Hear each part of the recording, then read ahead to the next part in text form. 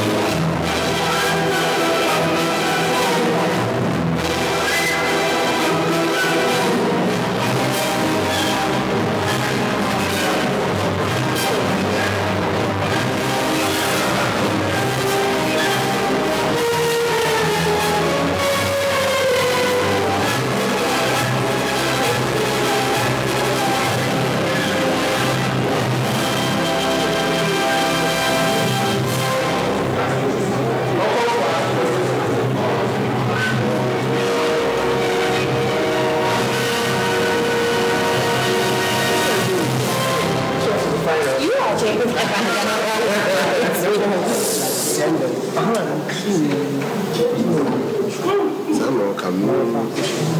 problem, no, but because she can get feedback from. Because what will happen is we'll be there for the deliberation. Yeah, we will be there. We will observe the deliberation. Because we also need to decide the topic. So, what do you want to do? Sure, because we'll be there with you. I will be there with you.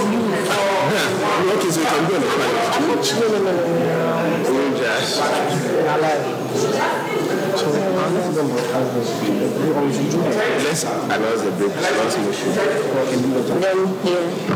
Hello. Oh, yeah, right. Are you ready?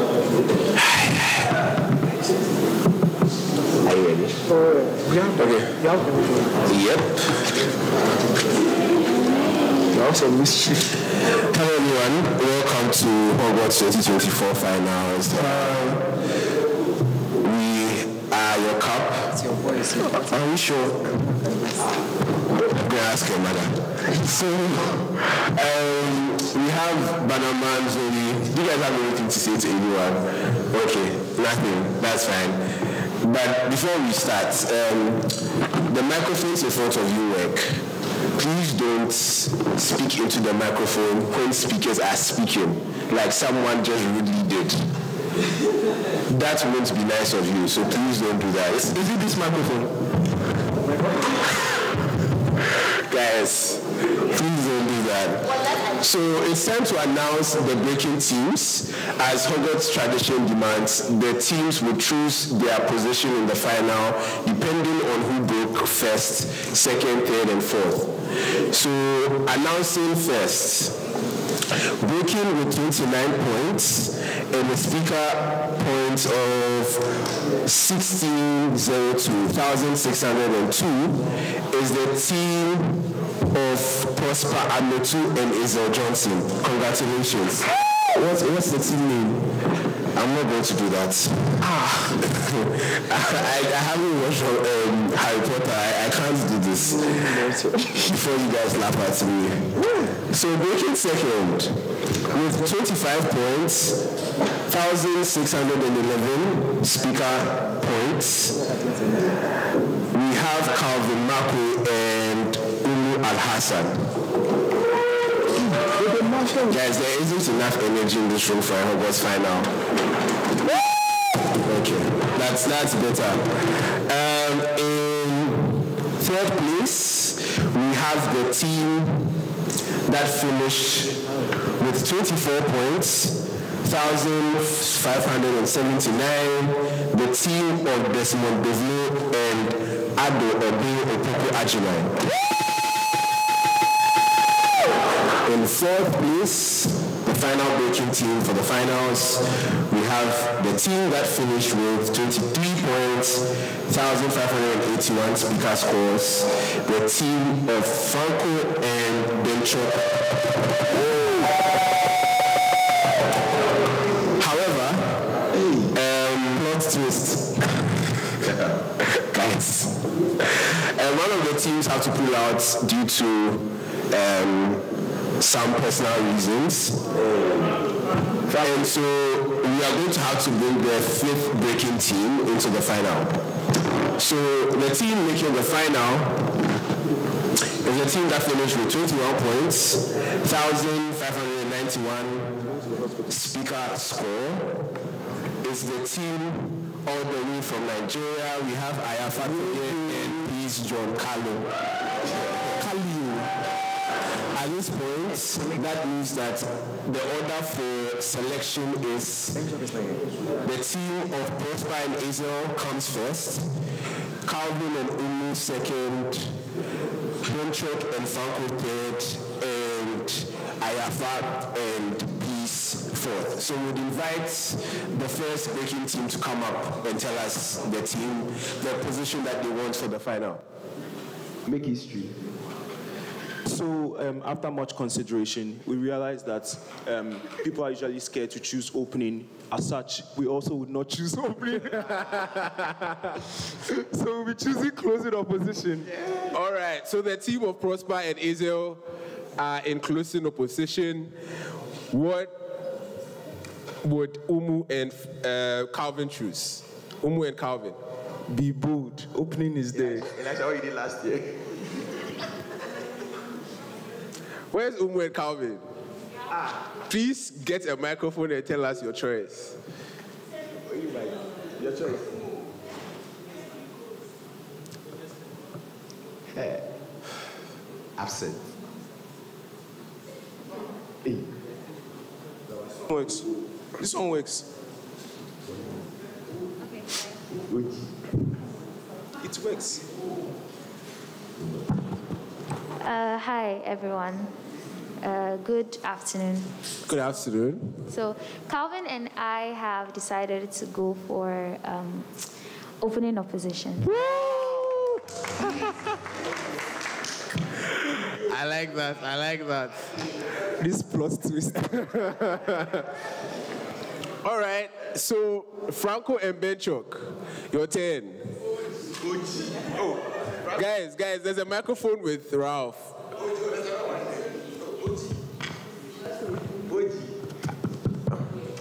Hi everyone. Hi, Franco. So Benchok and I have decided that for the first time in the history of Hogwarts, Wow.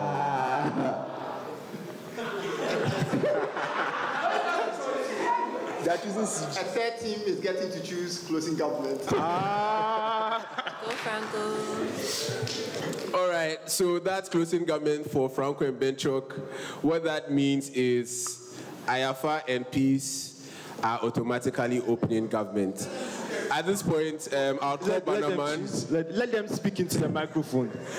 Give them some dignity. Whether they like or not. Okay, Peace, grab a microphone and tell us that you chose OG.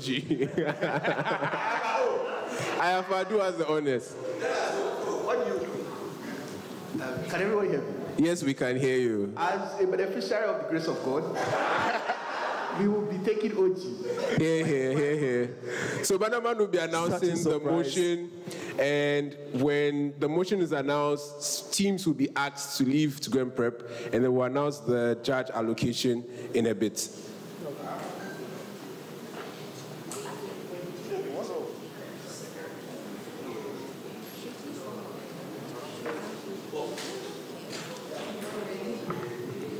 Hi guys, motion for Hogwarts 2024 final.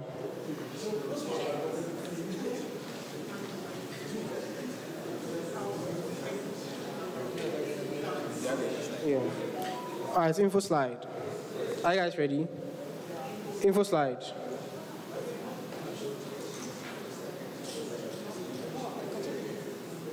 Okay. Are you ready for the info slide? All right. Squibs. Squibs are people born to wizard parents, but having no magical abilities of their own. They are, however, raised in the magic world. Example, Filch, who was the caretaker of things in Hogwarts. Squibs are people born to wizard parents, but having no magical abilities of their own. They are, however, raised in the magic world. Example, Filch. Motion. This house, as a squib, will choose to integrate into Muggle society with all memories of the wizarding world wiped. This house, as a squib, would choose to integrate into Muggle society with all memories of the wizarding world wiped. All the best.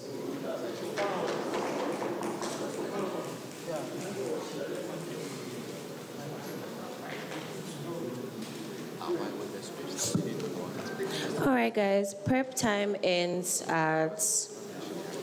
When does prep time? Prep time ends at 4:10. So please be here by 4:10, please. I'm going to be announcing the judges for the finals. Please, round of applause. We have, in no particular order, Ezekiel, Ajibade, Boache, Prince Tay, Pascal, Ella, Joyce, Alexandra, and Akosia Omane. Chairing the finals is Prince Tay. So please, all judges, please come in front, or at least sit together, please. Thank you. All the best, guys. Zoe, I want to know 9 judges? Yes, 9 judges. No CAP member. No CAP member. But CAP is observing. We will observe deliberations. So, not to worry. Hello, hello.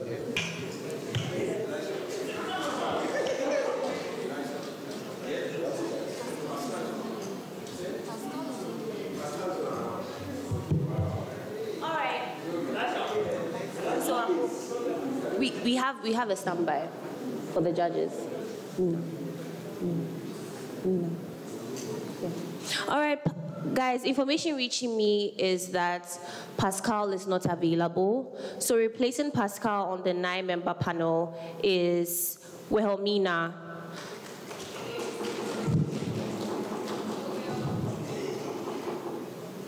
Please, is everybody here? Please raise your hand if you are a judge.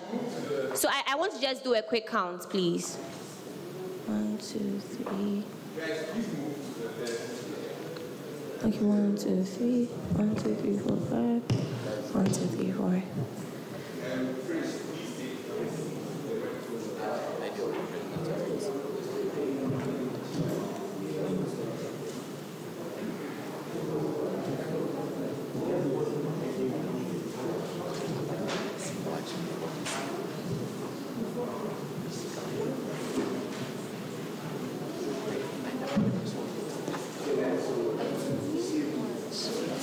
Oh, Ralph, you didn't break.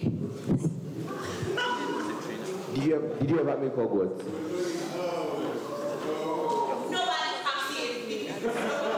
It's something. Do you want me to see what I want to see?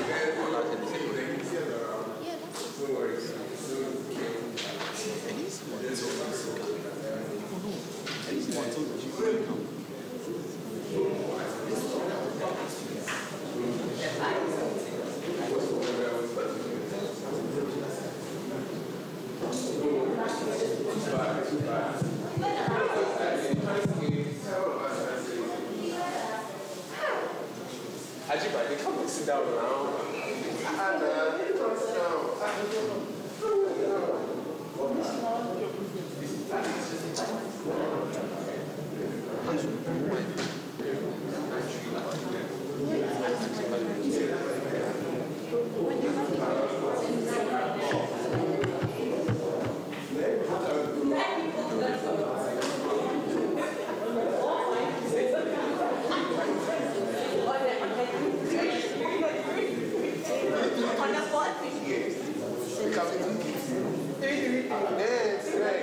Yes, people have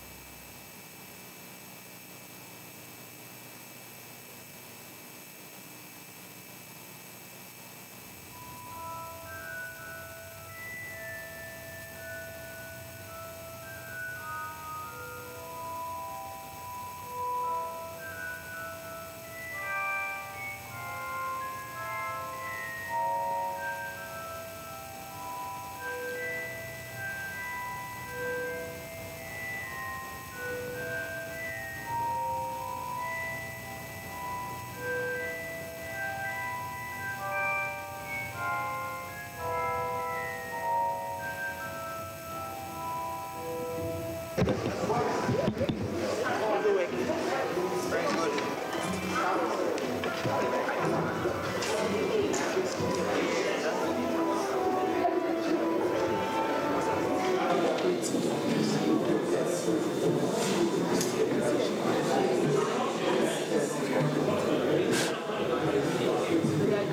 everyone. Is this one not coming? Yeah. Is it not coming? It's still not working. Yeah. Speak inside. Hello. It's working, it's fine. Hello, everyone. Well, welcome to the Open Grand Finals of Hogwarts Round Robin 2024. My name is Prince Daniel Tay, and I'll be chairing this Open Grand Final. On my panel with me are Alexandra. Akosia. Elajima. Ezekiel.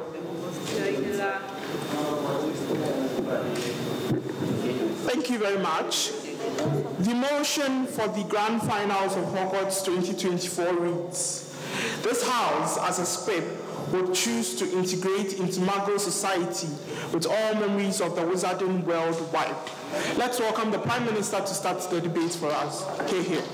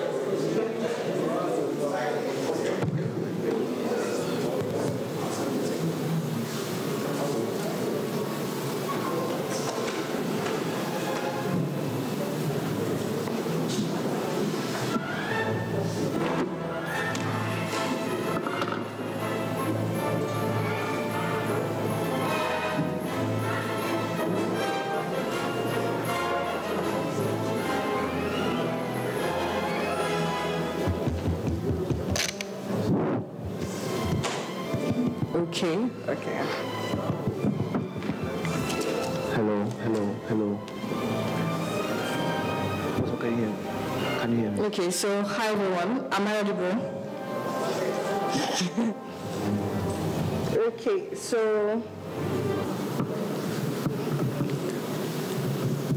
I'm starting my speech. Okay.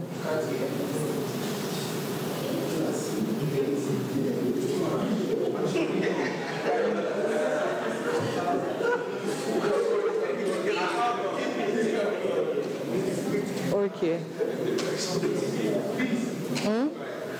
Okay. So I'm starting my speech in 3, 2, 1. Okay, so some piece of clarity and contextualization in this debate. So I think it's important for us to realize that scribes, first of all, live in a very terrible state in the situation that they are. The scribes are basically second-class citizens, which because everyone else has magic and you don't have magic, so basically second-class citizens. So it looks like a world like our world where maybe you're probably disabled, so everyone in the world can work and you can't work, stuff like that. So also it also means that even if they are not intentionally discriminatory to you, the world is not particularly built for you. So an example is that someone that is deaf and dumb, I don't particularly hate them, but I don't know how to speak sign language, which means that obviously that's going to be very difficult for them because they have to interact with everyone like within society. But also, right, I think like we are going to bite the bullets within the debates and admit that yes, we want this individual to lose all their memories. This includes the memories of their family, this includes the memories of their friends, and integrate into normal society. We think like we are going to prove how even that worst case scenario is still much better on our side in the comparative. I think but thirdly in this debate, what we have to contextualize is what integration means, right? What to integrate means that because we don't want to get like all nonsensical arguments from our bench, because to integrate is very clear, meaning that you're not just going to appear in the middle of nowhere as a Jane Doe. It means you're going to be part of like this normal society, probably like a middle class life. Like I think like that is the common ground to agree on, which means that you're going to integrate and have new community that's among like people that you work with, new friends and stuff like that, because that is what proper integration means. So that is the burden that they have to defend, and that is our world. So that's the clear comparative within these debates. I think then, I have three things to talk about them. I think the first reason why we think like our world is particularly better is that, firstly, we think that your only self-actualization is only on a basis of comparison, right? So what this means is that you are only, I'll take you later.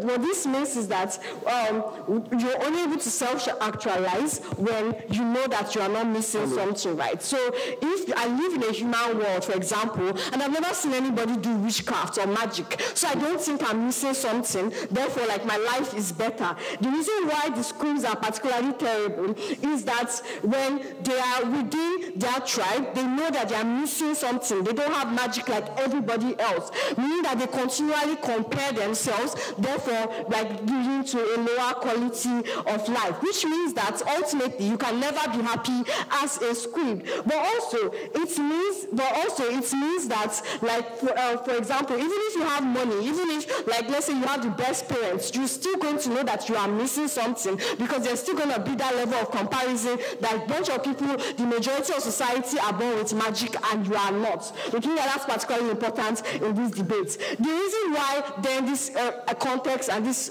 argument is important within the purview of the debates is that we think that on our side of the world is where we are able to maximize the actor's happiness to the fullest, which means that on the principle of utilitarianism, we are winning on that. But secondly, we think that the mental health of this particular actor is just automatically better, right? Because it means that in our world, you're able to live with people that are similar to you, right? That have your strengths, have your weaknesses, not people who are automatically superior. Because even little things like teleportation portal within like Harry Potter and stuff, it's things that you can't fucking do. It looks like things like everyone uses magic to send emails, but you can't do that because obviously you don't have magic. We think that that is particularly terrible within the side of the world, which means that the actor is continually in a state of depression and in a state of like in the state of depression basically. But before I go on then, see what's your PI?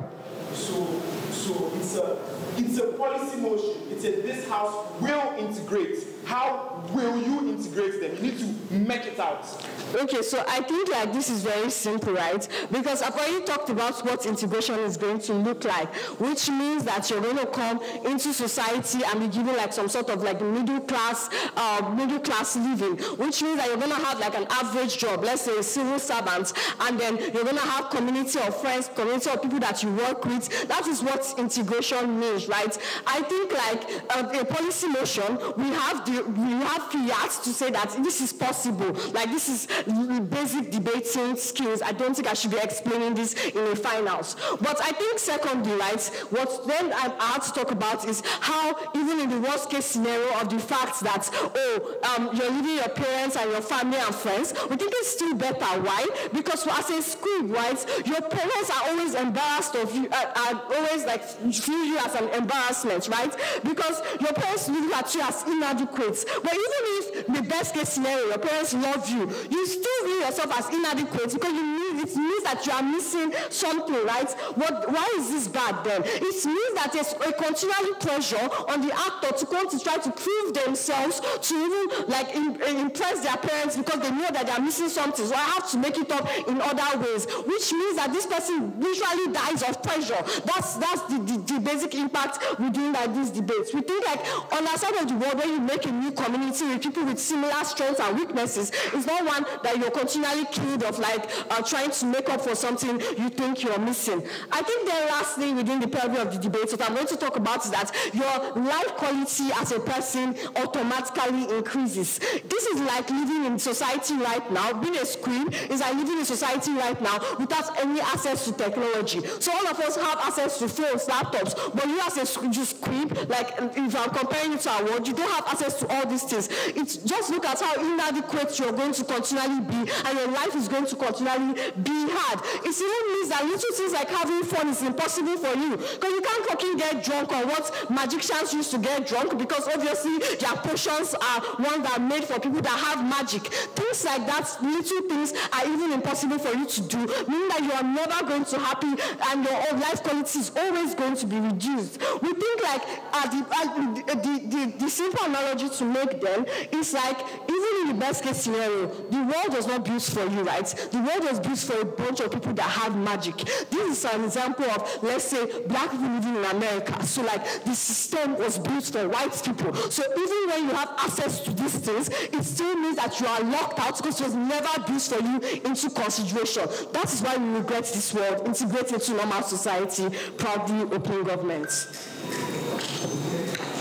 Thank you very much for that fine speech, Prime Minister. Let's welcome the Leader of Opposition.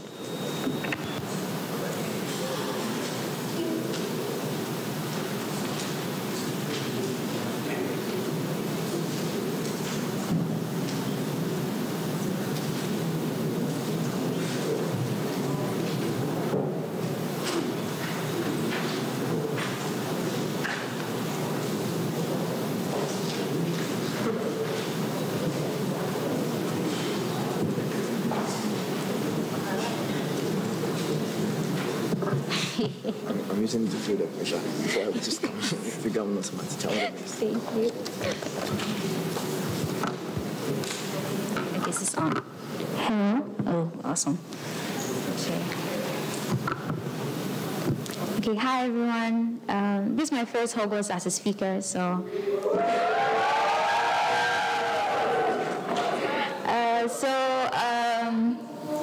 I love you too. So I'd like to thank Calvin, Dilo, McQuay for bringing me to the finals. Yeah, so, right, let me just set my timer. Let's see. Okay, so I begin my speech in 3, 2, 1. The reason why any rational human being faced under duress in a certain circumstance would not just up and leave would be because of 2 main reasons. 1, the alternative is worse, or 2, the certain circumstance you exist in has certain liberties or certain factors that are irreplaceable and you cannot do without. From side opening opposition, we posit to you that the memories and the familial ties that exist within the wizarding world that this script has necessarily amassed for himself is something that's very keen and something very essential. So we're going to have a comparative debate in we're going to have a comparative conversation in today's debate. First, on the plausibility of an identity crisis. Panel, note how the integration is going to happen. From side opening opposition, we are not against the fact that that integration is going to happen. But there needs to be analysis to show you which form the integration is going to most likely look like. So it's going to mean, 1, when you go into the Muggle world, you have no family, you have no one who can necessarily, 1, aid you to ever be something in the Muggle world. The difference between you and any other person that is existent in the Muggle world is intuition pump. We, as we are here now, have parents that have paid for our school, have people that have aided us to get to a certain position in life. We have people that act as our stepping stool. The comparative for someone who's going to just enter a new world with no memories at all is he or himself has to fend for him or herself and make sure that he gets to a certain position. But the problem then is the Muggle world is equally not rosy. It means the assurance that you'd even get or even climb the social mobility ladder is heavily decreased. The comparative is, at least you have wizard parents that have money or are doing like significantly better and can cater for you. That's even in the worst case scenario that scripts are worse off. And in the Muggle world, you have no one that has any obligation to care for you in the first place. So on the comparative of the quality of life, OG will not win because we have analyzed to you more how it's likely that your quality of life is at least assured to be better in the wizard world as compared to the Muggle world. But secondly, on ancestral origin, Panel notes how the loss of familial ties or the fact that individuals' identity core is due to the fact that they can trace that they have this particular tie to an ancestry, etc. It means you have self-questioning. You question yourself and you have doubts within yourself where you actually come from. When people ask you certain questions about who you are or what you are, you yourself do not know. That in itself has impacts on your psyche. We think this in itself is also bad impacts that this certain script would have. But thirdly, realize how the life of a script as compared to a Muggle doesn't mean discrimination all of a sudden disappear. This is the comparative again. In the wizarding world, they care about you having magic.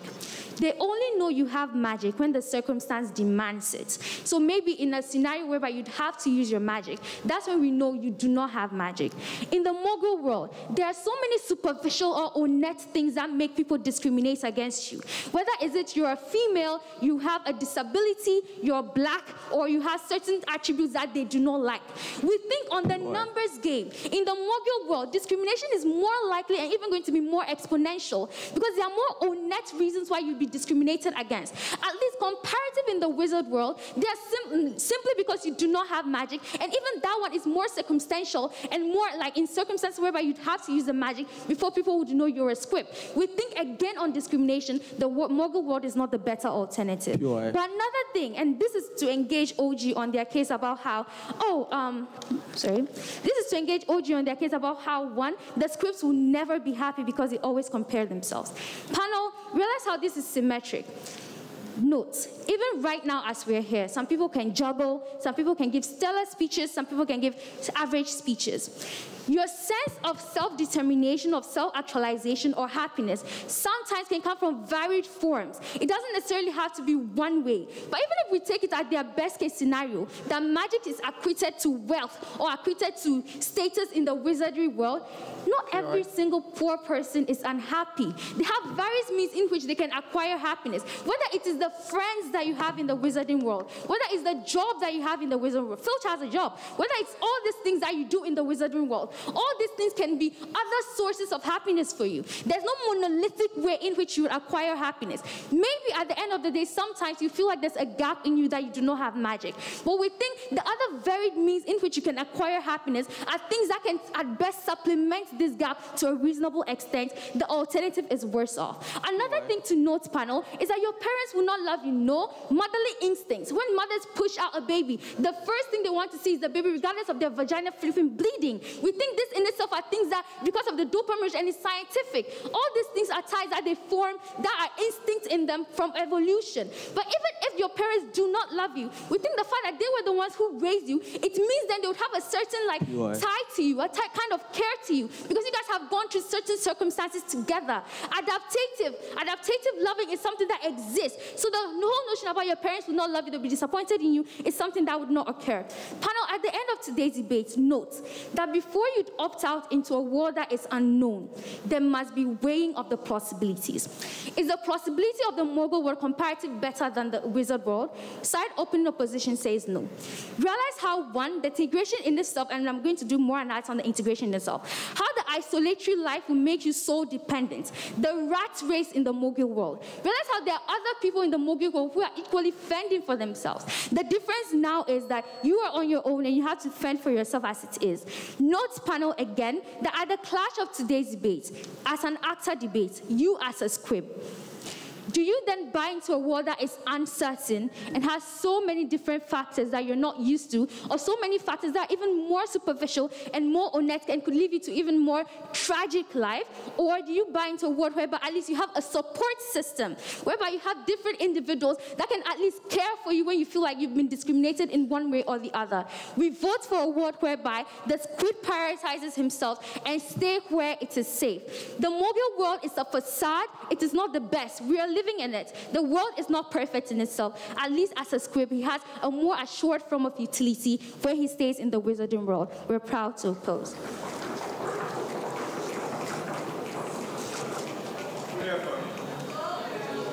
Thank you very much for that fine speech. Let's welcome the Deputy Prime Minister.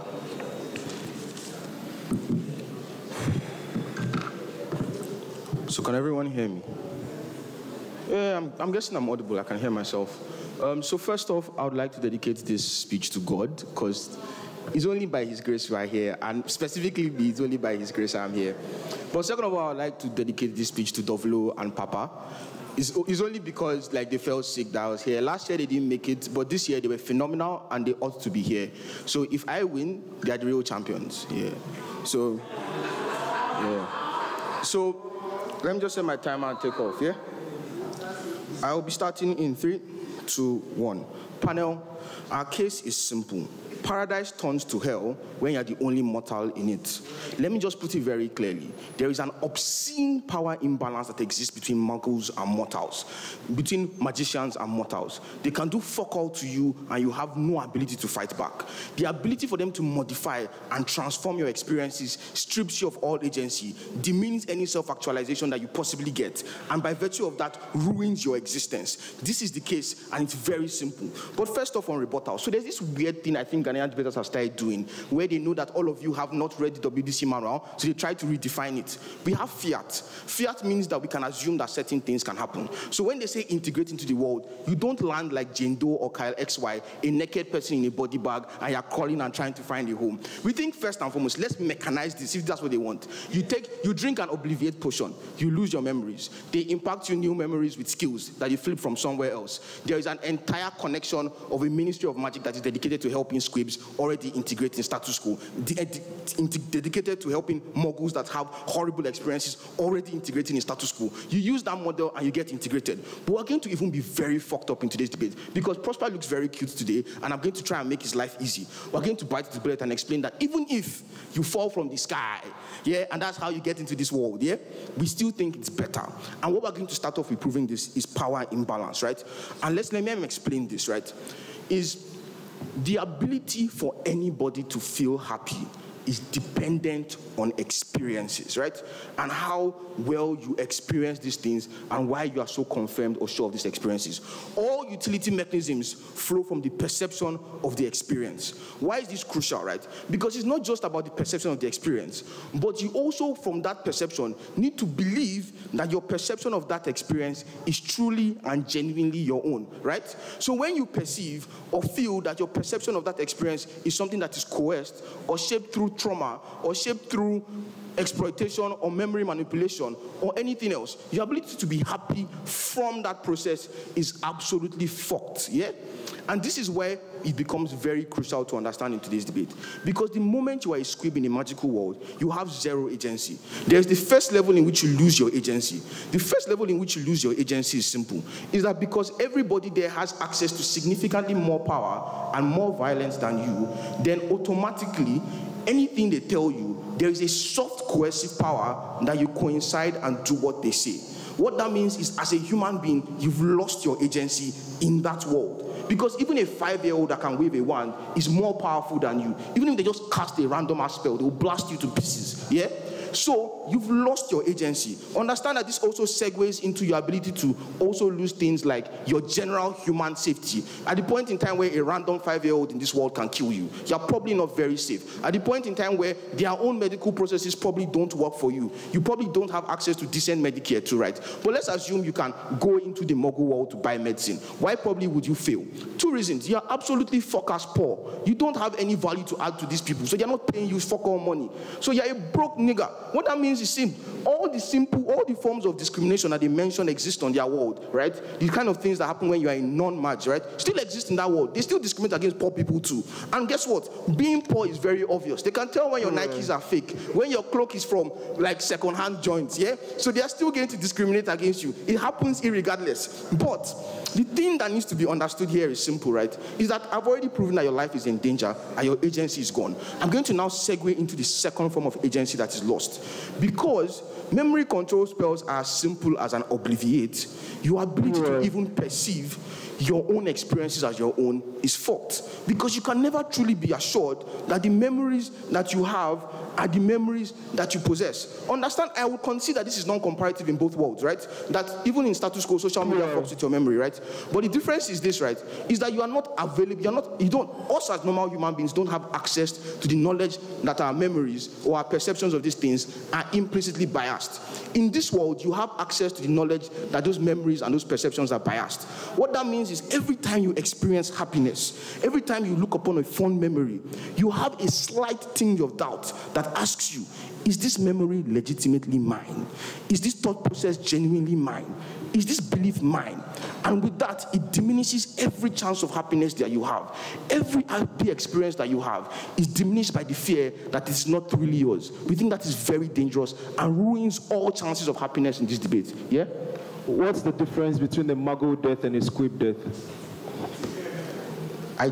This guy just wants to play games. So let's move. So, in very clear terms, yeah, the first danger is simple. You cannot self-actualize because every process through which you self-actualize is determined and controlled by another party or is subject to the fear of it being determined and controlled by another party. So you can never truly opt into this. Let's assume you land naked and then you are struggling for life. Understand that the poorest people have the easiest and simplest path to self-actualization.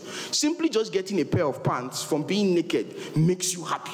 Simply getting a pair of boxers from being naked makes you happy. Getting the shittiest job, cleaning shit in a random toilet and earning your first dollars makes you happy. What happens if you land completely naked and fucked up in Umu's world is that you have so much chances for happiness, right? Because everything you do, because you have a blank memory, is an achievement. And that achievement makes you feel proud of yourself. And you have boundless access to utility and happiness. Guess what? You can make new friends. But guess what? As J.K. rightly said, the friends you had in the magic world probably didn't like you. They probably didn't like you. You don't have access to magic. You are useless. You are a disabled kid. They are nice to you because it makes them look like nice people. That's really the truth. So, at the end of the day, you actually now have a chance of having genuine friends.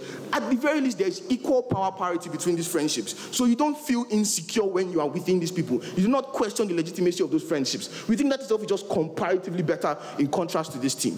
But finally, and let's explain why we win. We've proved one thing. First and foremost, in our world, you are safer because you don't get to have to dodge magic spells from random 5-year-olds and try to find a way to get access to medicines anytime you have a cough or catarrh and beg for your life, right? Now, the second thing is we prove that you probably have access to more actualization or happiness because, one, you don't have your agency stripped. Second of all, you don't live in the fear of your memories being taken away by your mother just because she's afraid that you don't want you to get like a bad traumatizing experience. So she keeps on editing your memories. Those are fears you don't have to live with in our world. You actually believe every memory is your own, and as such, you actualize through those processes. At the end of today's debate, we've shown happiness and we've shown protection. I know a bunch of you probably don't know me that well and you don't rate me as much, but rate this speech and give me my win. Thank you.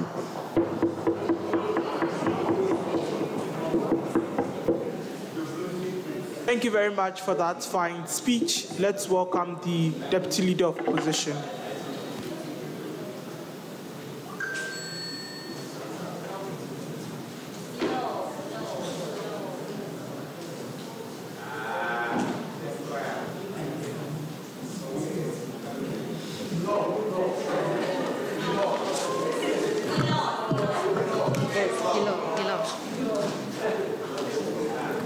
Please address me as the finance.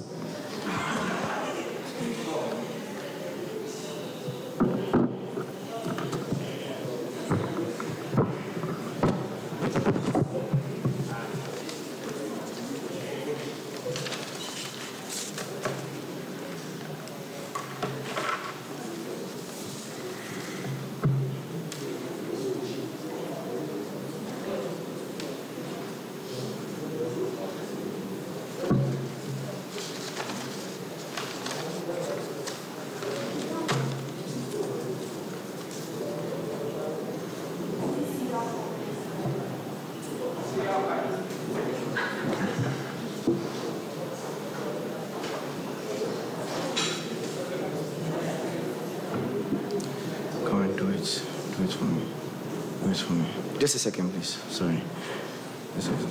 Choose to integrate into Mago society.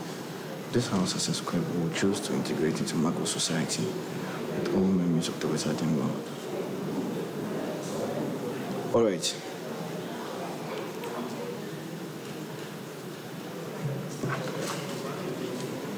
Integrate.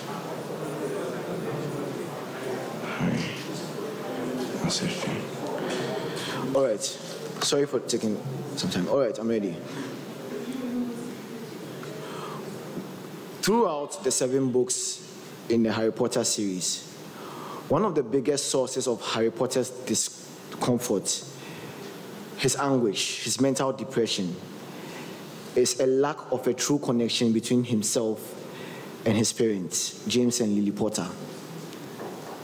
He goes through the most extreme of means and circumstances and efforts to try to establish the most slightest of connections between himself and his parents.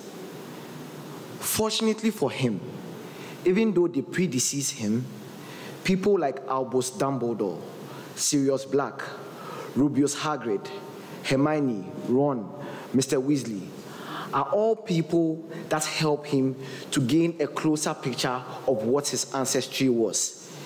They tell him and describe how James Potter was, how similar he is in terms of quality, their bravery, his courage, his determination to do things and change status quo. There's an impact with having or being able to trace your lineage and family support system. In OG's world, you have a squib that does not have magic, but never also has a chance of an answer to who he truly is. That is the bulk of Umu's case about self-identity and why it must be the most important thing in today's debate to win it. There is no analysis that compares to that gravity and seriousness of loss to a human being. It is about the principle and what identity means to people. I am going to be doing a number of things in today's debate. The first thing I want to do is to take out OG's extraneous cases, right, on the benefits that you seem to get. Then I want to talk to you about 2 things: the loss or lack of a support system and its impact on people, and secondly, prejudice and discrimination between the Mago society as against the Wizarding world. Which is better? Let's delete OG from today's debate before we have the real debate. OG's arguments the best case scenario is that there's a cohesive and organic integration of the human being, right, which allows them to actually assimilate with society. We buy into that.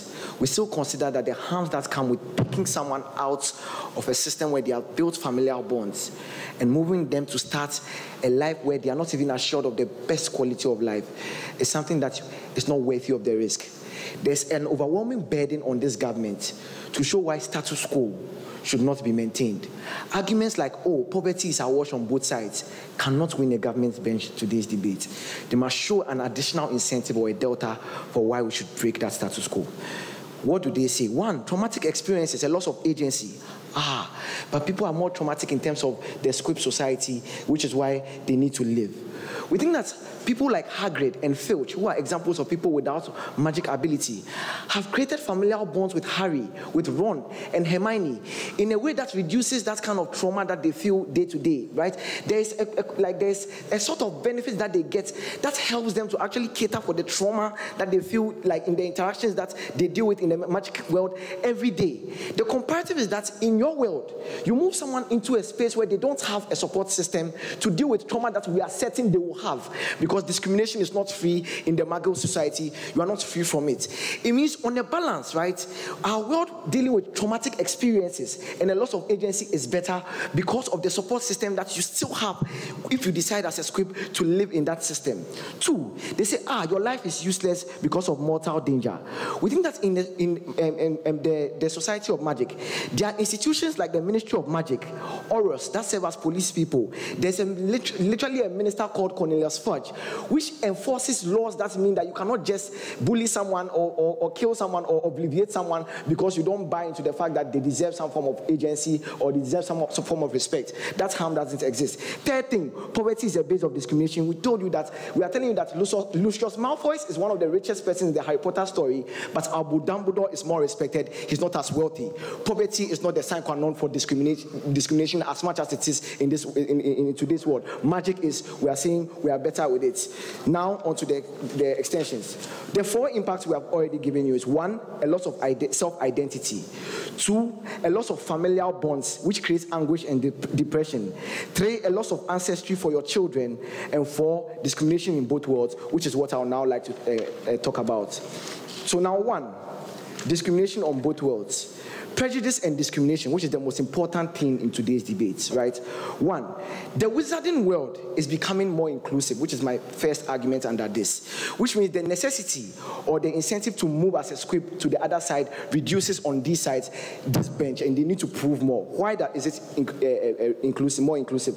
In Hogwarts, the sorting house usually creates divisions by putting students in separate houses and creating enmity. But we are told in the Harry Potter books that Harry Potter enters into a romantic relationship with Cho Chang from another house. He enters into friendship with people like Luna Lovegood, which entirely now slowly changes his perception about other people and the relationship that he can build with them. The impact of this, again, Hermione also creates an advocacy group for elves or species that are usually discriminated in a way that shows that the impact is that you can realize that I'm taking you. So we think that essentially people have their identity crisis when they still live in a bubble of what the past looked like.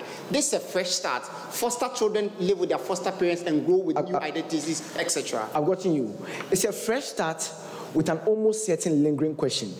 You move into a Muggle world where you know that everyone born of a woman has parents. You are still likely to have the question, where are mine? You don't have that answer. That's the response. And that's the anguish and the depression we are talking about. Right? So the impact of what I've just told you is that you realize as a script that in your situation, things are improving in a way that means that you do not need to move to escape that discrimination. On a balance, we think discrimination is better solved in our world. It's being curved, at least, even if slowly, it's working. But a loss or lack of a support system, which is very important in today's debate. Harry Potter spends a large effort finding out about his father and his mother. He only begins to feel a particular calm when he learns more about his father from Sirius, his father's best friend. He begins to feel he belongs when he has a connection. The impact in the Muggle world, you are placed in Harry's position, but you are worse off because there's no chance of an answer.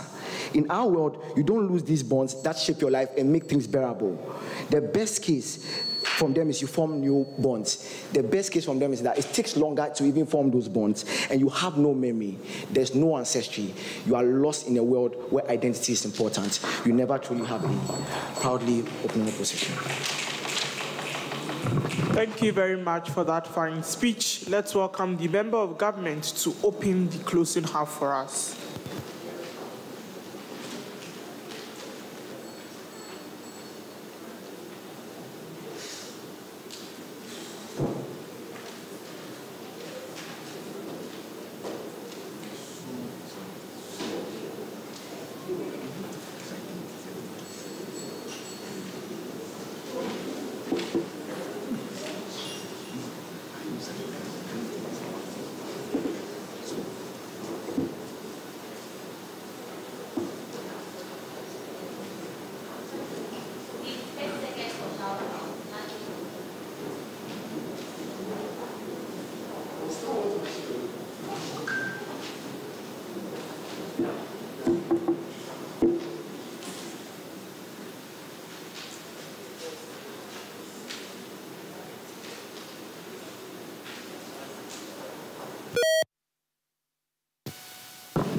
Hello. All right, so quick shout out. Zoe, I won't mention your name. Okay, so shout outs to beautiful Benchok for the wonderful run. Unfortunately, this is our last partnership, as we agreed.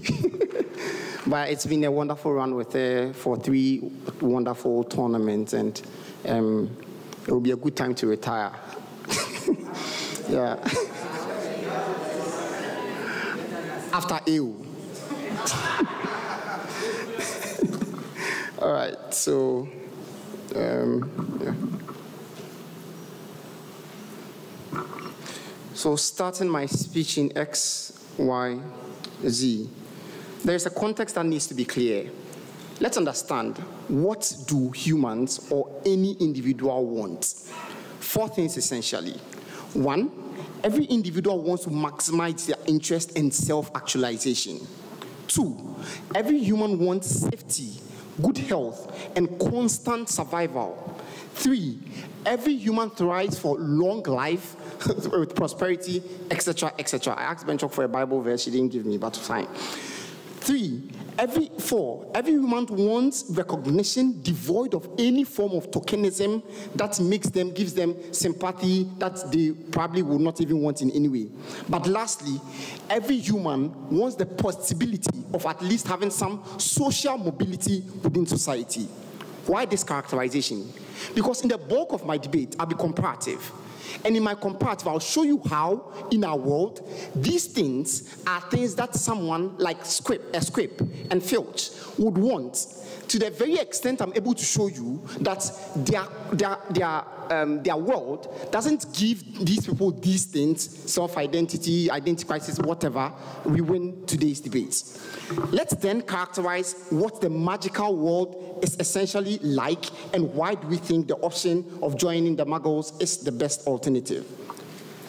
1, there is a severity or frequency of wars within the magical world that is constantly imminent. Why is this true?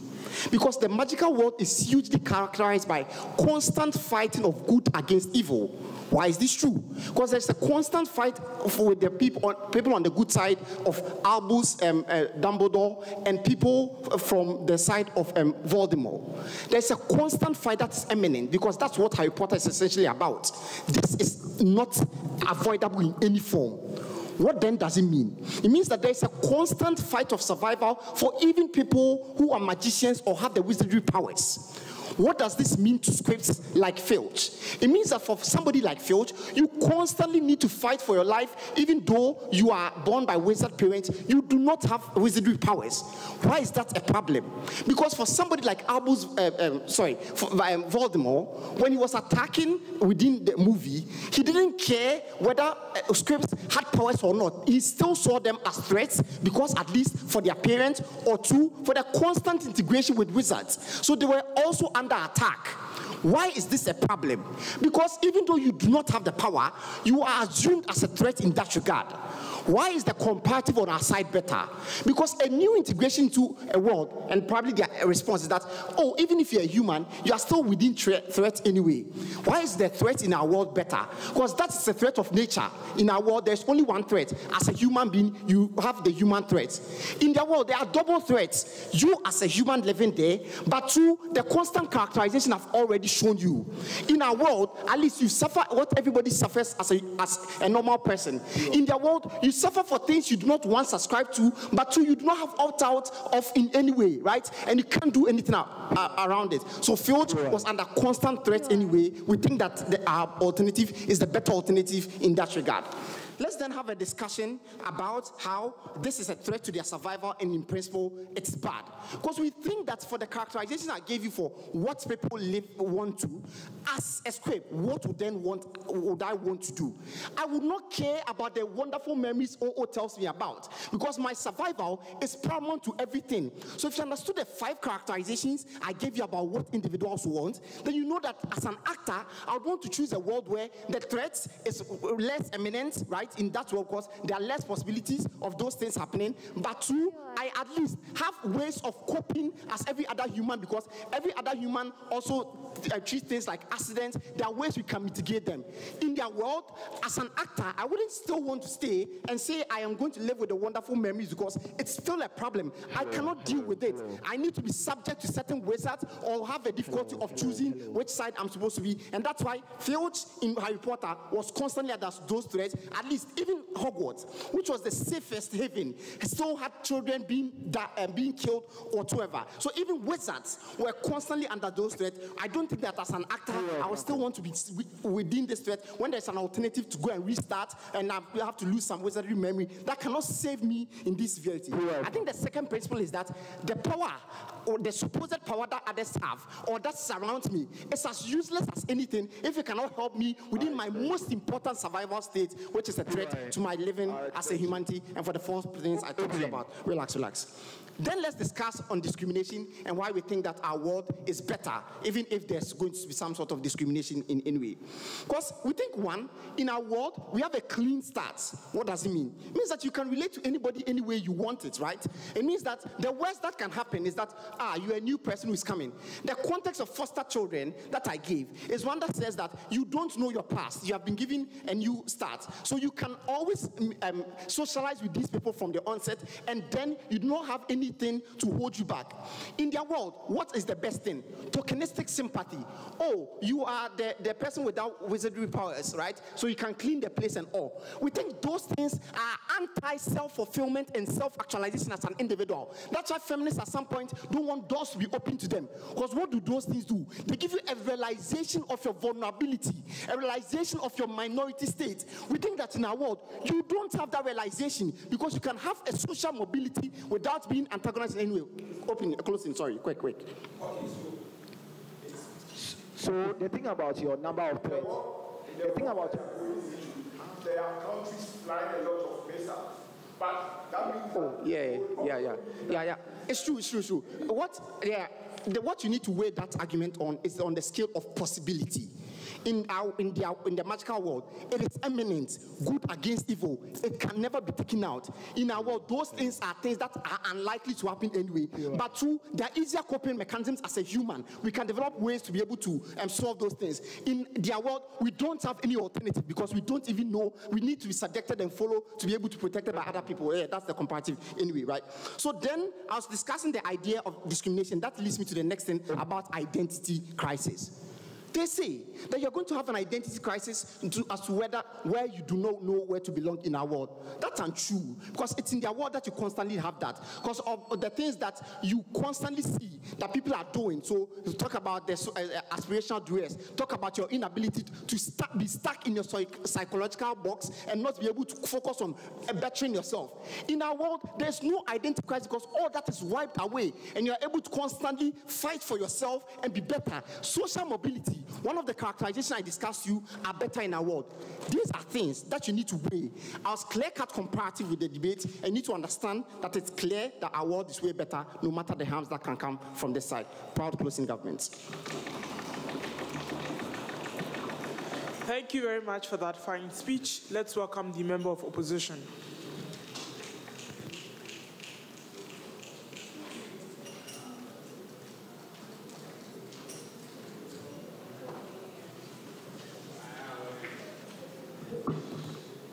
Hi. Hi everyone, my name is Prosper Michael. I'm going to be your member of opposition. Before I begin, my original partner for Hogwarts had to pull out at a particular point because she had work and it's Westie, and she had to make a difficult decision to choose work over this, and that's fine.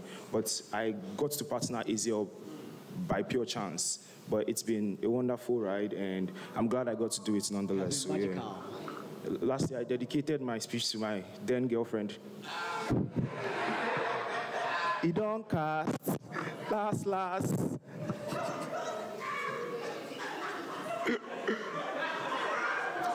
Take a moment to all laugh at me. Feel free. Which of them? Okay. All right. I need a timer.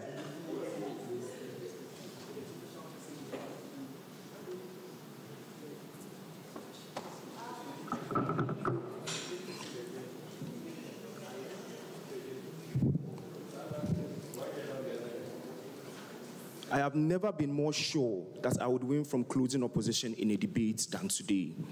I'm going to prove to you why the debate is not what they say from this side, not what they say from that side, but what I say to be true. let's start with opening government. Opening government say you should choose to go to the Muggle world because you're a squib, and in the wizardry world, you are going through aspirational duress. That's the bulk of their case, aspirational duress. You can't perform magic, so you feel pressure. The reason why this aspirational duress does not disappear when you move to the Muggle world is because in the Muggle world, you and I, we are living in the Muggle world. Don't you have dreams that you know are difficult to particularly fulfill? Like when I was in high school, I said I wanted to be Secretary General of the UN. I'm still doing my master's at the age of 24. I think it's difficult for you to claim that there will be no aspirational duress in the Muggle world. Aspirational duress exists on both ends. The only way they win is by saying it is higher on that end. The reason why it is not higher on that end is because in this side of our world, where you live in the wizarding world, you have the opportunity to at least engage in a world of fantasy and engage in a world where you can still daydream. In their world, you have taxes waiting for you. You have individuals knocking at your door waiting for you to pay them their loans. Those things are going to haunt you on a daily and consistently going to be present. It cannot be about aspirational duress. CG says there's a constant war between good and evil, and that is so big a problem. I swear to God, in ordinary human life, there's a constant war between good and evil. Because every single experience is a war between good and evil. I had no idea what to write in my accounting paper. I had to look to my left and see the young man scribbling stuff and ask myself, should I ask him? This is constant war. And the war in the Muggle world is internal. You have to ask yourself consistently, which is even more pernicious than external wars that happen outside of you. That cannot be the debate. OO is the most ridiculous team in this debate because their debate basically is self-identity. Thank God I read sociology for my first degree. 3 reasons why this debate cannot be about self-identity. 1, self-identity is dynamic. It constantly changes. Elajima is hoping to marry Elisha. She will drop the Jima in her name and take Owusu Echao. She has lost her lineage. All the work her father has put into her, gone, just because of love. I think these are things that consistently change. Your self-identity is not tied to your parents and tied to people who give birth to you. Secondly, self-identity is consistently created by the individual. No matter where you are and what you go through, you create an identity for yourself through these situations. So ordinarily, you are always going to have self-identity. 3, the attachment to self-identity are circumstantial. I never met my grandmother. I rarely ever think about it. But Andrew Carter lost his grandmother recently, and he's going for the funeral in a few days because he met her, he loves her, he thinks that it's important to him. I do not think my grandmother was so important to me. We do not know how much value this quib is going to place on self-identity. It's an uncertainty at best. The debate cannot be about uncertainties. But I get why everyone is making it about uncertainties. Because in truth, we do not know who this squib is. We do not know what their priorities are. So we consistently are going to ask questions and assess the debate on scales. What I am going to do is to argue the only thing we can be certain of, and through that, we win this tournament. We think, regardless of who that Muggle or that squib is, that squib was born of a mother and a father. What this means is that this individual inherently has been catered for by certain individuals throughout their lives. They have consistently been given a place to live and something to believe in. These people have held you down throughout your life, knowing fully well that you have no magical powers. They have consistently traded off their time, resources, and everything available to them to make you happy. We think the point at which you completely toss away memories of what they've done for you and because of you and choose to go wandering about, pursuing something that is uncertain, what happens is that you completely disregard your own experience and you completely spit on the face of every individual that has contributed to your person. Why do we think this is particularly important? Because this directly solves the question of these people are going through anguish. We do not think every squib is going through anguish. Why? Because one, your social circles consistently try to create an atmosphere that makes things comfortable for you. Regardless of how ugly I might look, my mother loves me. She told me that yesterday night. I think what this means is that regardless of everything that goes on, there is a certainty of comfort from certain spaces. There's a certainty of happiness from certain individuals. The point at which you lose the debate is the point at which you completely assume that these individuals are completely sad. Before I continue, closing. Yeah, so I believe that these things can still be obtained in our world clearly, even if you start from the scratch. What you need to argue that's not the comparative. The comparative is that these people who have traded off their lives to protect you all through time, you are deleting the memory. That means even if you create new ones, it does not directly change the fact that you have completely jettisoned what I, Alexandra, Ella have done to make your life okay. We think that's just inherently bad, and it's inherently going to be something that is wrong on your utilitarian calculus. But why is this going to be something that matters to these individuals? We think at certain stages, at different stages of our lives, we would face different treatments from different people. The most valuable treatments that we always prioritize are the treatments that are made towards us at our lowest, at the point at which everybody rejects us. That is why for every single one of you, that guy who helped you out in your time of need is someone you would never forget. So trading off the memory already is a bad thing, but completely leaving these people who have traded off their lives to make you happy is something that directly harms them, because when mothers lose their children due to migration and they cannot interact with their children, it breaks their hearts. When families and brothers lose their family members, it breaks their hearts. The damage you are causing is not to yourself. The damage is to every person who loves you. And as such, you consistently have to question whether or not you've done good by everybody who has done good to you. It is only right to live beyond yourself and reciprocate.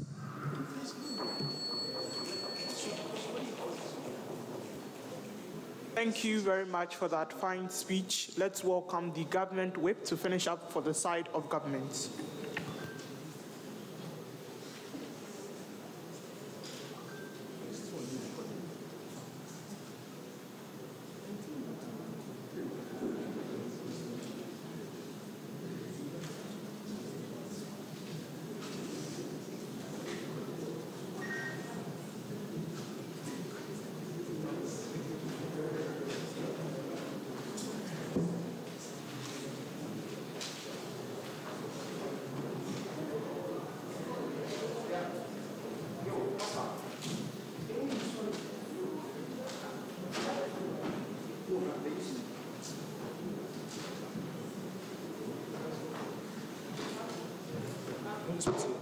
Should I just put it here?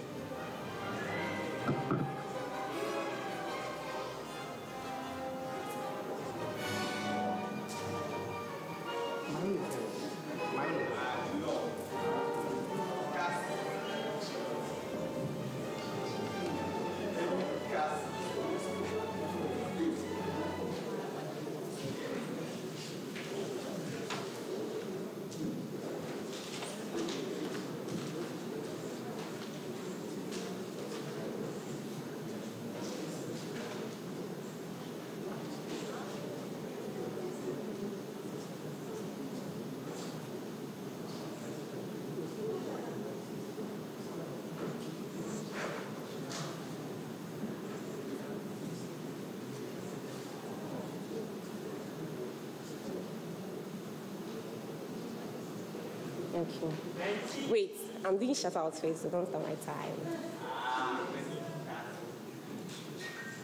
Hello. Okay, so my shout-out goes to my one and only partner, Franco Sewisu. Thank you for sticking with me throughout. Yeah, so.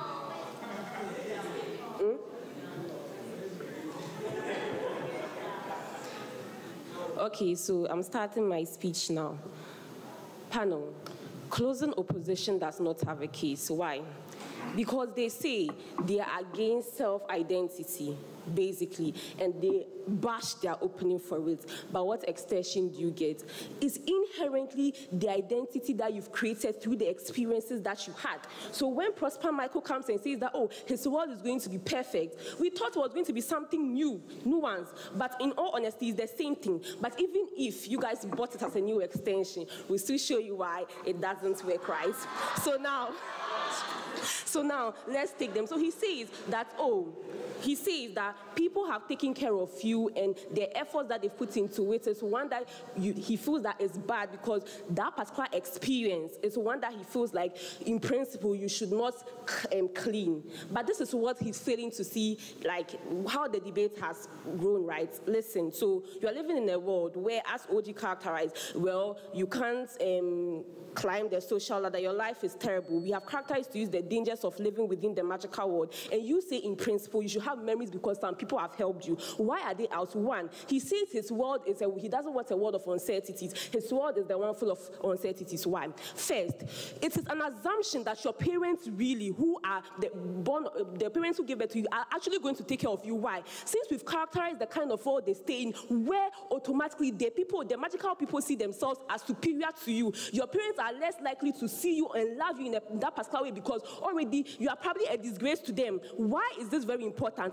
Because, see, they overstretch the importance that a mother has over you. See, that's why we have runaway parents, we have truant parents. If you look at the number of children in the orphanages, who have gone to foster homes, that alone should tell you that the whole idea they talk about of motherly love does not exist. If that was the case, the foster homes and orphanages would have been places with the least amount of population. But what do we see? Those places are the places that record high numbers of people. Streetism. Where are their parents? They both sides, they overemphasize the importance that, oh, because I gave birth to you. They don't care. They can prioritize their own selfishness and just justify. Take that out, it breaks down a lot of the cases that these people say they're out, right? So then what does that mean? That means that the whole idea that they say that those experiences are important, okay, they might be important to you, but we have to make it a comparative. When your survival is at stake, do you think the fact that some people necessarily had done good to you, and that good, like, see, let's do this comparative. Let's do a percentage, or which one is more likely to happen. So in your world, your parents at the onset fed you etc. Compare that with all the experiences they had. And listen, because you are script, your experiences are more likely to be bad. Why? See the kind of menial jobs you use. And see, to make it clear the kind of life they live, the only person we can use is Filch. And that's the best example. So look at the life Filch lived. A caretaker. Students mock him. Draco Malfoy always finding ways and means to taunt him because he has no magic. Always being bitter, always being sad. That is the closest approximation of what a script looks like to us. If you perceive that world and all that happens, do you think really that they should stay there just because some people might have done the basic things? Collectively, the experiences are one that are bad. So we don't think you should buy into that. Let's even say you think the experiences are fine. You see what happens is current status quo. When people have bad traumatic experiences, what do they indulge in? They indulge in things such as engaging in drugs, engaging in drinking, to forget those memories. When we have and that's what even have bad repercussions. If you have the ability to wipe off all those memories, clear and start afresh, we think as an actor who's obviously selfish, looking for our own interests, that's the best thing to do. These guys, closing opposition is out. Now let's come to opening opposition and why they are outside. So what do they say? First thing, they say that necessarily they think identity is necessarily important because of things such as family, because of things such as the new world is going to be difficult to adapt in. Intuition palm. Okay. I apply for a scholarship. I go to the US. I don't know anybody. I don't have any family.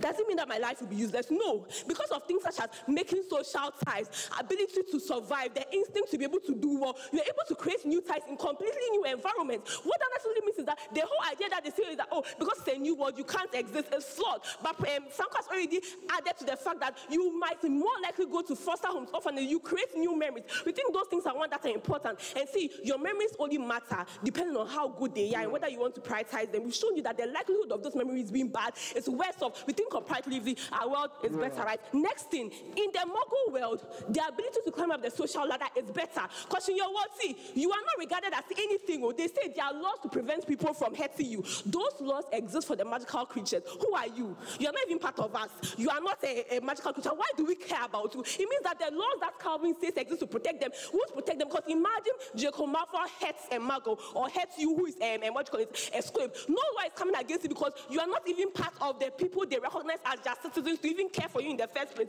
they're out. But next thing they say is that, oh, honestly, you feel like their support systems, and that's why they try to lie to you. They say, oh, Hagrid was not a wizard, but then he had connections with Harry Potter. They are lying. Do you know why? Hagrid is a magical creature. He said James. That's why in the movie she saw him having even that James girlfriend coming Kennedy. But like, you get, it happens. What that means is that they are lying. The example you should use is Filch. He's always in the alleyway. He's always in the dark. He's always lonely with what? His cats. That is how bad it is. Yeah. What that means is that whole ideology that says that, oh, those things exist, he's lying. Like, that particular thing doesn't. So I don't see why he wants to prioritize such a lonely life in that particular regard. We think it's very problematic, right? But next thing he says is that, oh, before I continue. So in our world, there's Draco Malfoy. In your world, there's police brutality.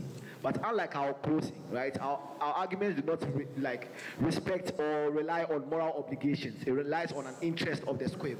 We engage. Okay, that's between them. So now, why do we think this is very important here? So the whole idea of inclusivity, etc., does not happen here because of who you are. But why is your world worse off? See, in the magical world, there's a constant fighting between good and evil. And unlike how Prosper Michael tried to water it down, see, no matter who is in power, when Albus Dumbledore had control over Hogwarts, you realize how,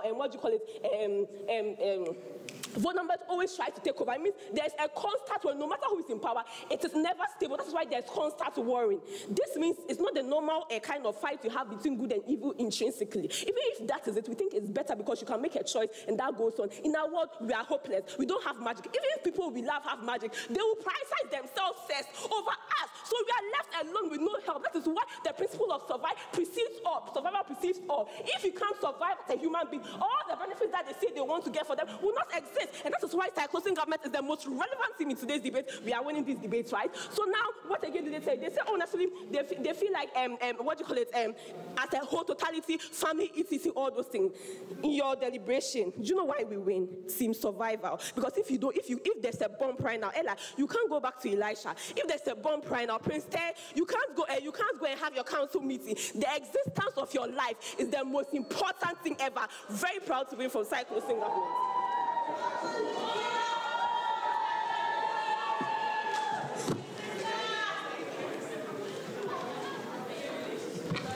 Mrs. Brain. Thank you very much. Let's welcome the opposition whip to finish up this debate.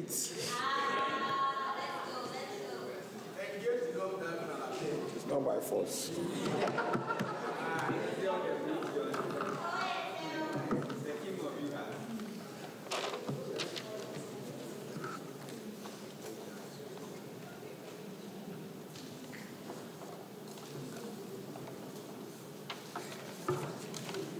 All right. Good day, everyone. So, a couple of things. The very first thing, I want to acknowledge the impact of the U.S. Debate Society in my life. Thank you very much. The very second thing is that I would want to thank Archimedes so much for the last minute adjustments. It was quite hectic, and also Ralph for understanding. The whole drill.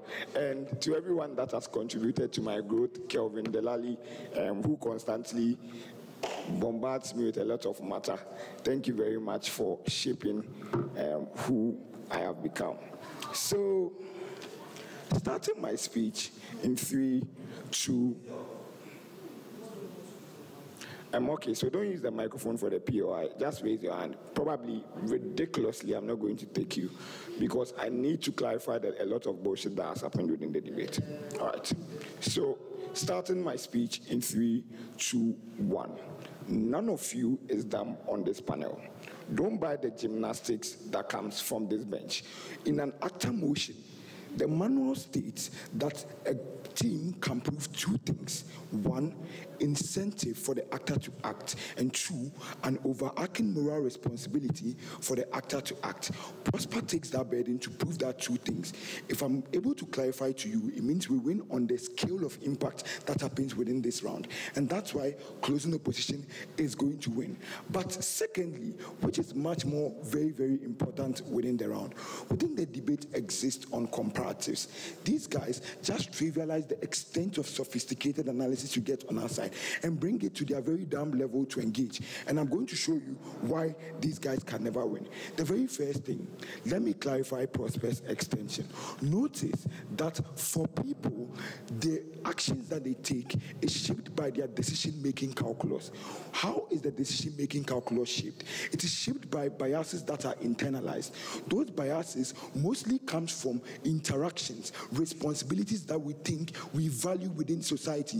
What this means is that for the actor to make any action, it means that the responsibility, which is the innate bias that exists within that actor, is something that is going to be an overarching right that the person is going to take, which means that then what Prosper preaches to you has a higher likelihood to happen within this debate, and it's something that the actor values. Here is the thing. If you are in a moral dilemma, and this is a moral dilemma philosophical debate, you do not have that agency because you are under duress. You do not have that hyper-rational capacity to make all those utilitarian calculations that happens within the government bench and the opening half case, because they say you might die, you might maybe twerk in the, like whatever thing that happens in the other rounds. Here is the thing. You cannot calculate all those things and approximate a certain form of word to those things. What you approximate and the very thing that you go to is the innate bias, and the innate bias is shaped by that responsibility that you own there, and those things shape your incentives, and that is why Prosper is winning this debate. Listen, a lot of Africans don't know how to argue actor motions, and right from round one, I have kept on hammering on this thing. Actor motion is not always about harms will happen, all those things. Debates have evolved, and for the sanctity of Hogwarts and for yourselves, you need to make the right decision within this debate. Why then is closing government the most ridiculous thing, and why they don't place? The very first thing they say is that there is an urgency, there is a severity of wars in the magical world, because that is why, or that is what the Harry Potter movie is about. One, notice that the comparative that they see, there are a myriad of ethnic tensions, regional and tribal wars all over the Mago world. It means it's unclear why there is not a huge security threat on your side in the Mago world. All their benefits is premised on you being able to have an acuity and a very high security to be able to enjoy them. Given that we prove that there is a larger scale of wars that exists in the Mago world, it means the acuity to be able to enjoy better security they don't get. Comparatively, it's just on our side, magicians fighting against magicians, which means that the scale of war is comparatively smaller. We win. Then they say, and here is the thing, if magicians are fighting, and these guys say, magicians don't care about you, they think you are dumb, you are useless. Why do you think in a war, a fully blown war, where there is scarcity of resources, where they probably need to channel their magic to fight their opposition, they will come and care about a mago that really, like about a scribe who necessarily does not contribute to the war, who is useless? And here is the thing. It means that most of these magicians are going to kill themselves through mutually assured distractions. It means if you want to be very ridiculous, you are the one that is going to inherit the magician world. In your world, you are going to start afresh. So in our world, let's be very ridiculous. The witches kill themselves because of Franco's agency. We inherit that world. In your world, you start from afresh, which means that your world is very, very ridiculous. Then they say, well, wizards are fighting, so the Ministry of Magic will not care about you. Here is the thing. When there are fights, we care about the vulnerable people.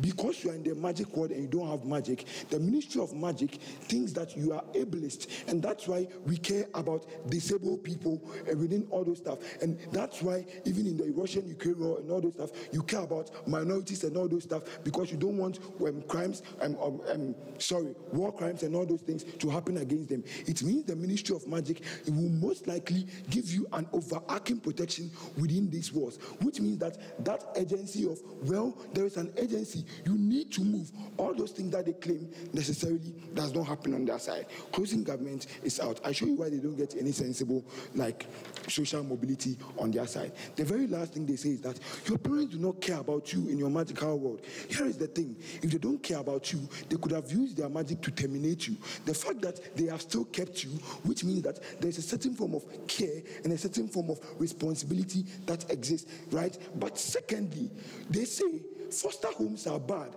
Most of these parents send them to foster homes.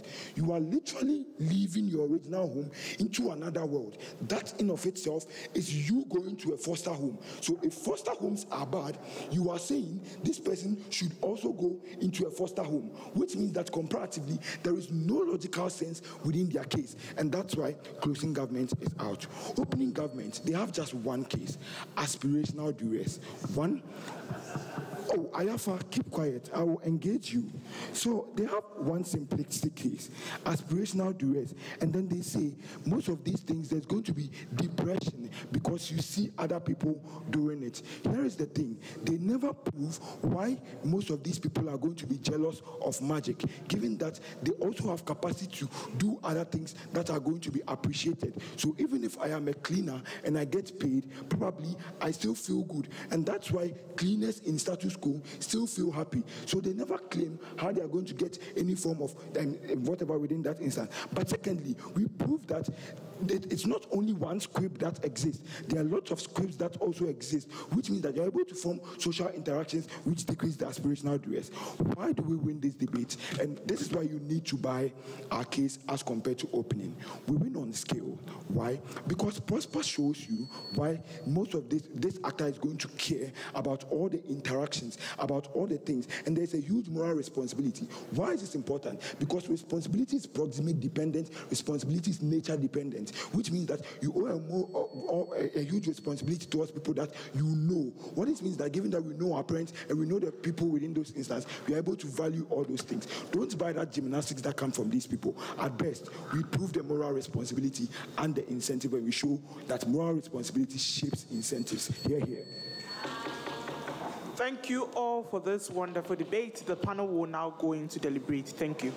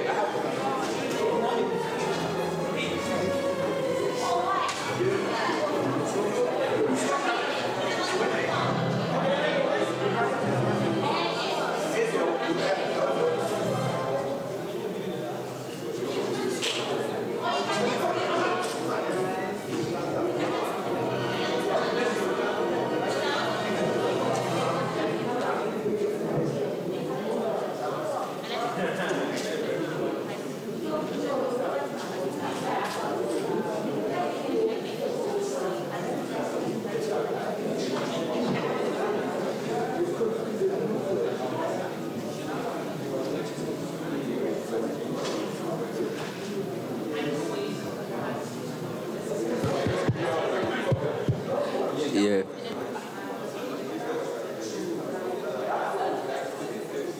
Hello, hello.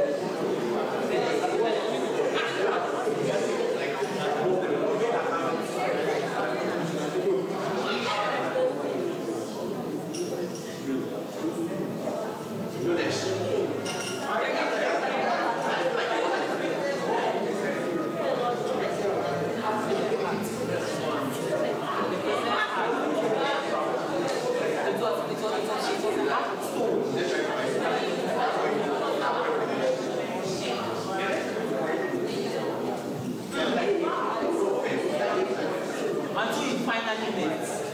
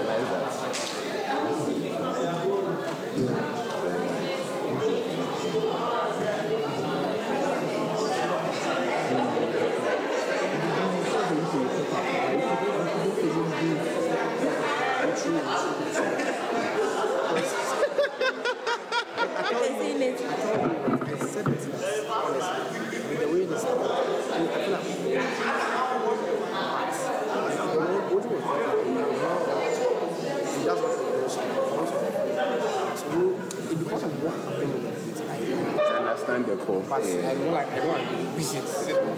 Let's do speaker awards then. Zoe. Who will be presenting the awards? You people now. Me, I'm not officially dressed, so you guys can just like present and announce. Hello everyone. We have come to the end of Hogwarts 2024. It's time for the results. We are going to start with speaker awards.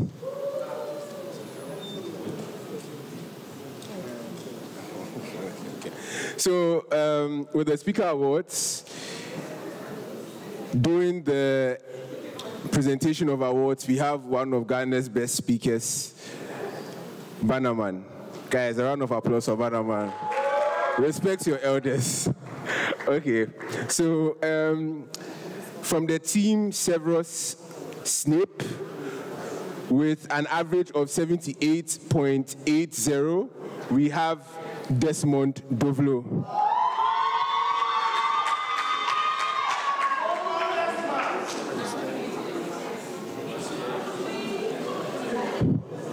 In ninth place, we have 78.90, Benchok Vugu.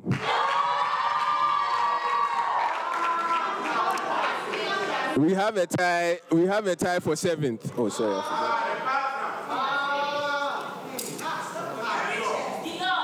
We have a tie for seventh, so I'm going to mention the average. Both had an average of 78.90. Sorry, my math is bad sometimes. 79.10. We have Ado Obing Opoku Ajimai and Peace John Carlo.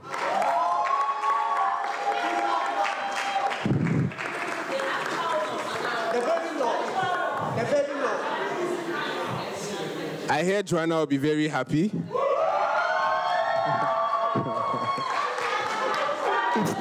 It's the booty shots for me. It's the booty shots for me. It's the booty shots for me. Peace is coming upstage, but I don't know who'll be happy, so I won't say anything. Unless Ayafa knows. Where's Ayafa? Okay, in sixth place, with an average of 79.20, we have Franco.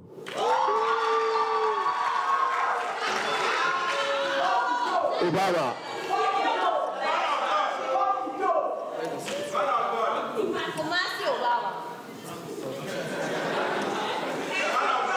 In fifth place, with 79.70, we have Azel Johnson.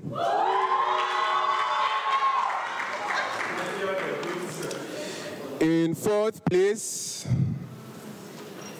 80.00, Ayafa.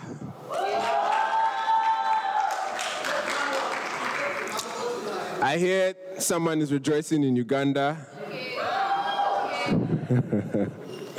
In third place, I don't know where Ayafa is, so we're going to skip. In third place, we have with 80.30, Umu Al Hassan.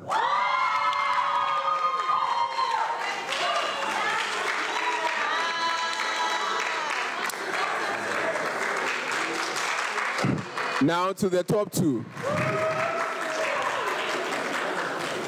In second place, with an average of 80.50, we have Prosper Michael.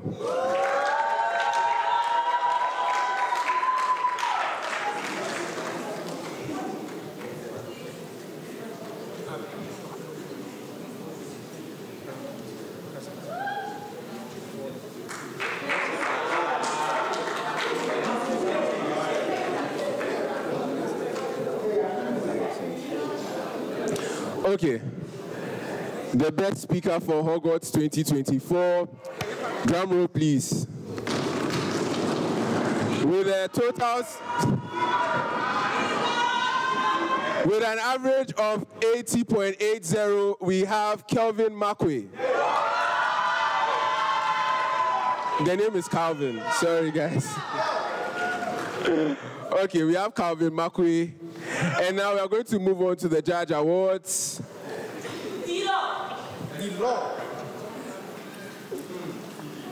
Starting from 5th best judge, we have Alexandra.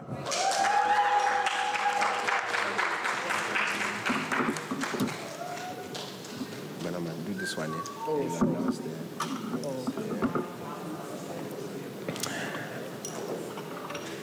In 4th place, we have Ezekiel Adi.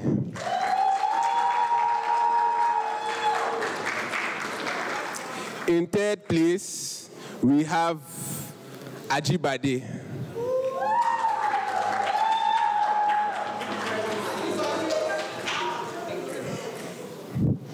In 2nd place, someone dear to my heart.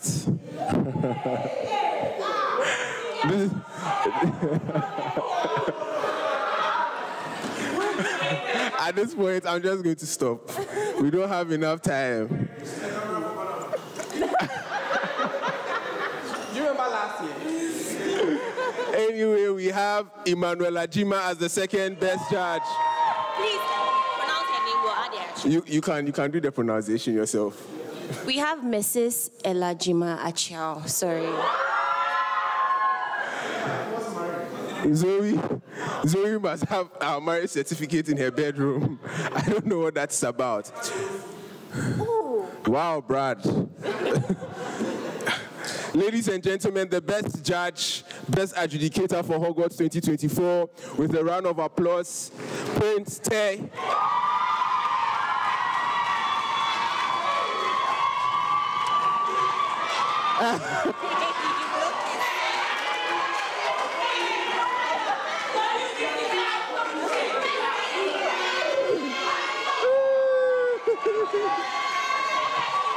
The WDC breaking judge, Prince Tay.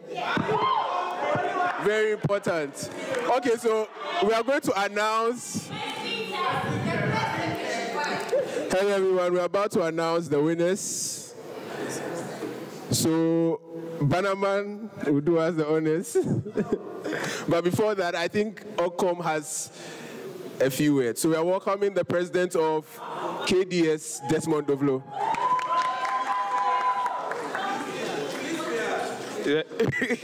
Hello, everyone. I hope you're doing well. First off, we would like to thank everybody who is participating in Hogwarts this year for coming and showing up. You all did a great job. Please clap for yourselves.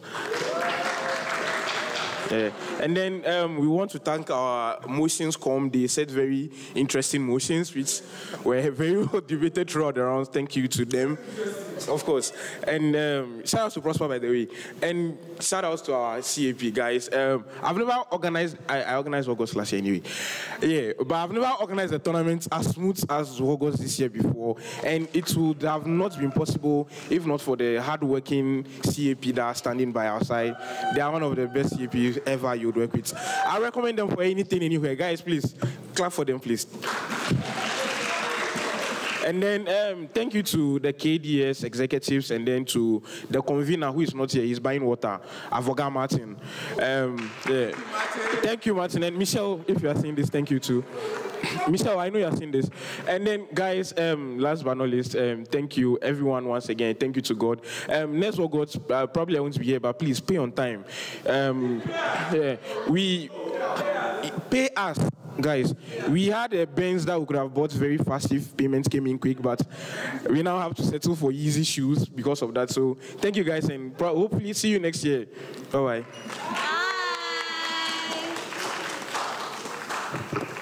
All right, moment of truth. After a very long deliberation, the champions of Hogwarts 2024. It's so quick, eh? I should talk about how Hogwarts is my PTSD tournament. I've made 3 finals. I've never won the trophy. It's not about you, bro. All right. So the champions of Hogwarts 2024. On a 6-3 split. Winning Hogwarts 2024 is a team from Closing Government.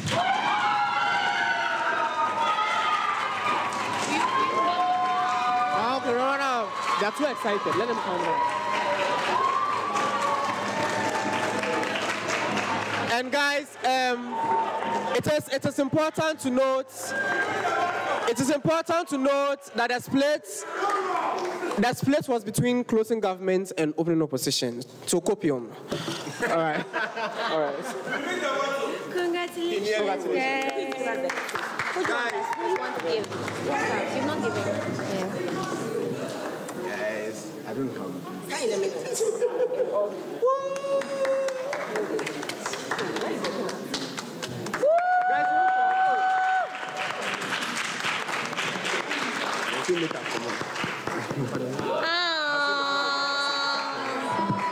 Franco, where your hand is, brain will talk.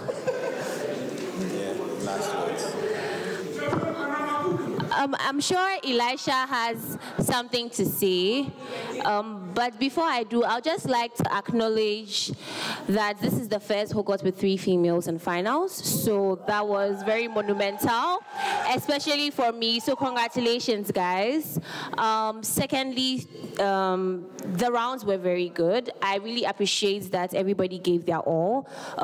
Every single round was amazing. Every single room was really good, so thank you guys for bringing your all to Hogwarts 2024. Last thing is, Franco only gets 1 week to celebrate, and that is it. Bencho can continue the celebration after 1 week, but your bragging rights ends after 1 week. Elisha, anything? Yeah, on behalf of CAP, we really appreciate everyone, the judges, all of you were phenomenal, and we really, really appreciate you. And we look forward to seeing you at other competitions. I think it starts tomorrow, so guys, have fun, and yeah, see you guys in the future.